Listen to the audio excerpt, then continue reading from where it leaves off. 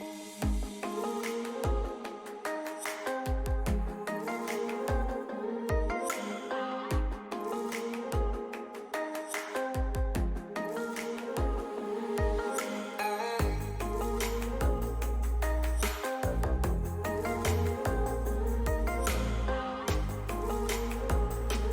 Teh, selamat siang. Waalaikumsalam. Jadi sebelumnya perkenalkan, nama saya Tia Manajaneta, saya dari Universitas Pajajaran, Fakultas Ekonomi. Nah sebelumnya masuk dan tujuan saya kemari, seperti yang udah saya kasih tahu juga ke Teteh sebelumnya, saya mau wawancara nih mengenai tanaman obat yang ditanam di sekitar rumah Teteh. Sebelum kita mulai, mungkin Teteh boleh perkenalkan dulu namanya siapa? Ya, nama saya Mika. Oke, berarti saya panggil Teteh Mika aja kali ya. Kita langsung saja ke wawancaranya ya Teh, biar mempersingkat waktu juga. Sebelumnya Teteh di rumah punya tanaman obat gitu nggak ya, yang ditanam mungkin sama ibunya atau neneknya? Punya sih, ada lumayan banyak di rumah. Untuk macam-macam tanamannya itu kita harus tahu nggak ya apa aja tanamannya? Mungkin yang sering dimanfaatkan itu hanya jahe merah sama cincau. Oke, untuk jahe merah dan cincau sendiri ini Teteh tahu nggak manfaat dari dua tumbuhan itu apa aja? Kalau cincau itu biasanya untuk tenggorokan gitu, ketika kita sedang sakit tenggorokan, nah itu obatnya. Kalau misalnya jahe merah itu biasanya untuk meredakan panas, terus sakit tenggorokan juga, terus untuk berbagai hal yang lain itu masih banyak sih. Nah, untuk manfaatnya itu sendiri Teteh tahu dari mana ya? Mungkin dari daunnya, Nah, kalau misalnya untuk manfaatnya itu saya tahu dari internet ya, ternyata karena internet itu banyak banget sumbernya. Lalu dari ibu saya, karena saya memanfaatkan tumbuhan-tumbuhan tersebut. untuk tumbuhan itu bagian apanya atau yang dimanfaatkan itu saja? Kalau cincau itu bagian daunnya karena dia memiliki banyak kerikil. Lalu kalau jahe merah itu akarnya direbus.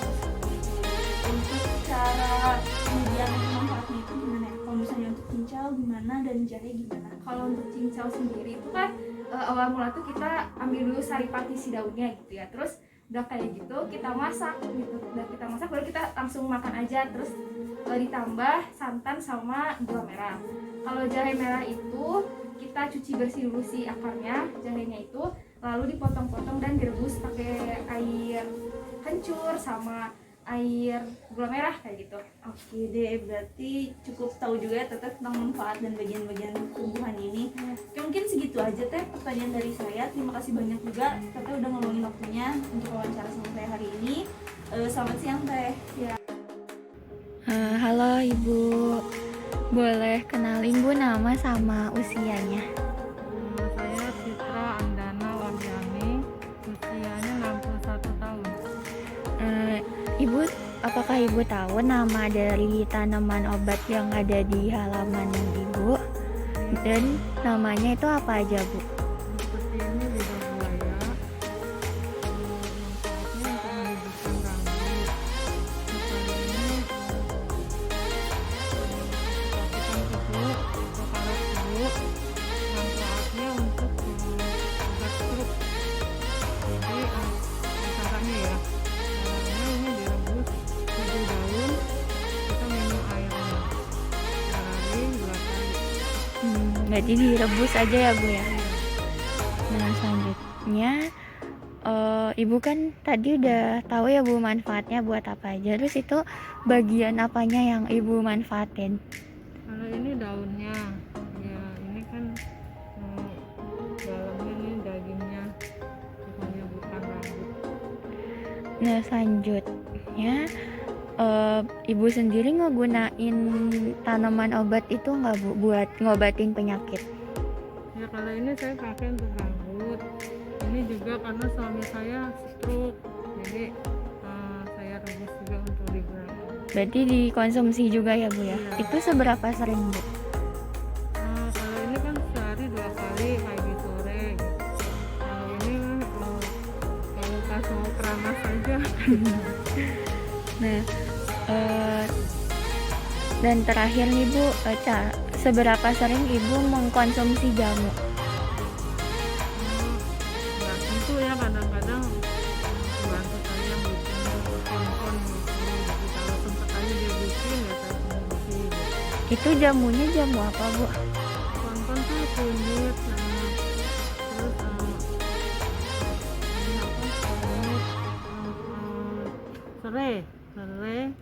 E was E. Iya itu. Jadi, Oke. Terima kasih, Bu.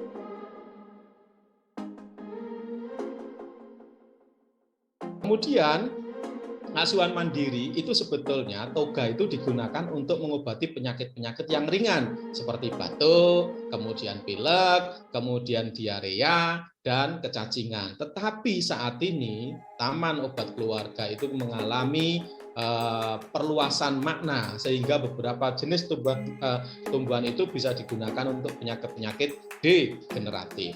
Oke, next. Nah, selain itu juga untuk membangun wisata agromedicine. Saat ini saya di Gunung Kidul itu juga sedang membuat desain tentang agrowisata yang basisnya adalah jamu. Begitu pula di Turi ada beberapa desa yang kemudian kita bangun untuk membuat untuk mendesain salah satu agrowisatanya berbasis dari bahan baku jamu gitu. Dan tidak kalah penting lagi, nanti masyarakat menjadi berdaya karena meningkatkan pendapatan, serta kita bisa membangun sinergi dari berbagai universitas, kemudian bersama dengan pemerintah, industri, dan juga komunitas ataupun publik. Next. Oke, nah supaya kita itu lebih mantap lagi, saya senang dengan slide ini dan saya bawa kemana-mana. Kenapa? Karena ternyata nenek dan kakek moyang kita itu orang-orang yang cerdas. Nenek moyang kita itu bukan hanya pelaut, tetapi mereka adalah orang-orang yang cerdas. Kenapa? Karena mereka salah satunya sudah memanfaatkan berbagai macam jenis tumbuhan itu untuk pengobatan atau untuk memelihara kesehatan. Contohnya, yaitu kita minum yang namanya kunyit asam. Nah, kenapa kunyit kok kemudian ditambah dengan asam gitu ya? Pertanyaannya kan seperti itu. Atau kalau kita kemudian nakal kepada kakek kita atau nenek kita, Mbah, Eyang, kalau asamnya itu diganti dengan jeruk bagaimana? Mereka itu tidak akan bisa menjawab, tetapi jawaban itu akan keluar kalau dalam bahasa Sunda itu pamali gitu ya. Pamali, nggak boleh gitu ya. Di Jawa juga keluarnya adalah ora ilok, artinya bahwa itu tidak pas formulanya kalau kunyit ketemu dengan jeruk. Nah, kenapa kunyit itu ketemu dengan asam gitu? Dalam hal ini adalah Tamarindus indica, itu karena di dalam kunyit itu ada kurkumin dan turunannya. Dan kurkumin dan turunannya itu senyawa-senyawa yang tidak stabil di dalam tubuh. Ketika mereka itu masuk ke dalam tubuh, itu butuh kestabilan. Nah, yang bisa menstabilkan adalah pH asam. Nah, berapa pH asamnya itu? Ternyata yang paling cocok adalah pH keasaman miliknya Tamarindus indica atau asam Jawa. Maka lahirlah yang namanya kunyit asam. Oke. Kemudian yang kedua, beras kencur gitu. Kalau kita ini blender ya, kalau sekarang modern dengan